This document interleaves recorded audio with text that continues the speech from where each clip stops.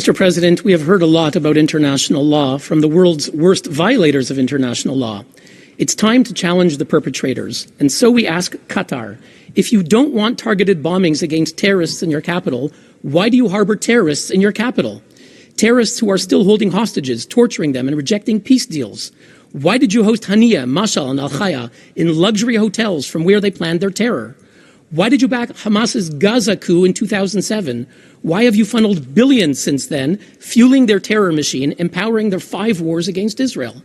Why did you blame Israel for October 7th, absolving Hamas of massacring 1,200 Israelis, Americans, and others? Why is your state-owned Al Jazeera serving as the terror group's non-stop propaganda arm? Why do you act as a mediator by day and a terror sponsor by night? Mr. President, the record shows Qatar is a state sponsor of terror. The Gulf states said so in 2017 when they suspended ties with Qatar. Now, yesterday, Antonio Guterres and French President Macron condemned Israel.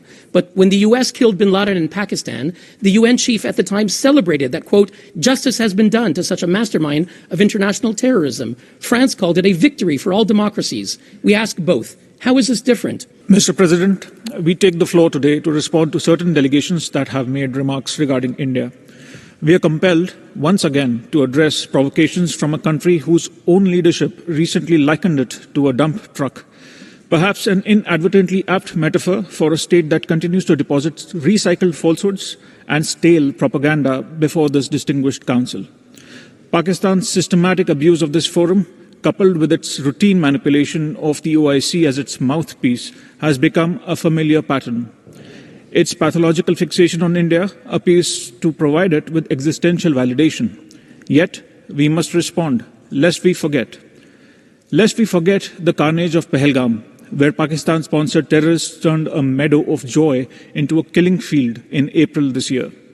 Lest we forget 9/11, as the world marks its anniversary tomorrow, even as we witness today the hypocrisy of those who sheltered its mastermind and glorified him as a martyr. Lest we forget Pulwama, Uri, Pathankot, Mumbai. The list is endless, Mr. President.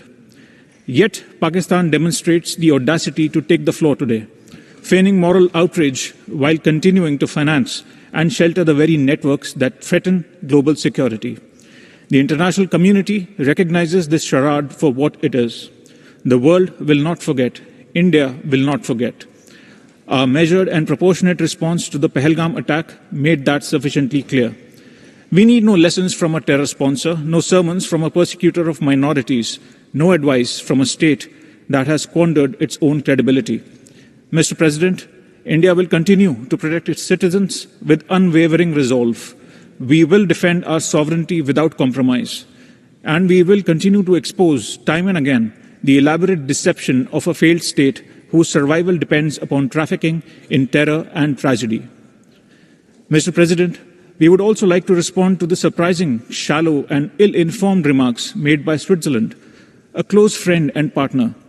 As it holds the UNHRC presidency, it is all the more important for Switzerland to avoid wasting the Council's time with narratives that are blatantly false and do not do justice to the reality of India. Instead, it should focus on its own challenges, such as racism, systematic discrimination, and xenophobia. As the world's largest, most diverse, and vibrant democracy, with a civilizational embrace of pluralism, India remains ready to help Switzerland address these concerns. I thank you. Prime Minister Al-Thani, the time for Qatar to choose has come. For too long, Qatar has harbored terrorists, offering Hamas leaders sanctuary in luxury hotels while they orchestrate massacres and terror attacks. History will not be kind to accomplices. Either Qatar condemns Hamas, expels Hamas, and brings Hamas to justice, or Israel will. Mr. President, the world has faced moments like this before. Today, the world remembers the devastating terrorist attacks of September 11th.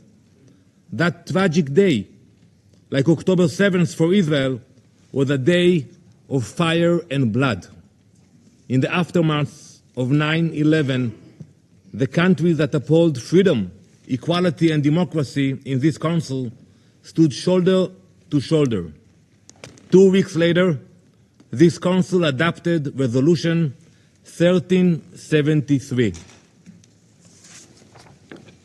It said plainly, no state may harbor terrorists. No state may fund them. No state may give them safe haven. I urge you all to read this resolution. Any government that does so breaks this Council binding obligations. That principle was clear then. It must be upheld today. And when bin Laden was eliminated in Pakistan, the question asked was not, why target a terrorist on foreign soil? No one asked that question. The question was, why was a terrorist given shelter at all? The same question must be asked today. There was no immunity for bin Laden, and there can be no immunity for Hamas. And in facing terror, history shows that members of this Council have done the very same. From 2014 to 2022, France struck terrorists in Mali, Chad, Burkina Faso, and Mauritania.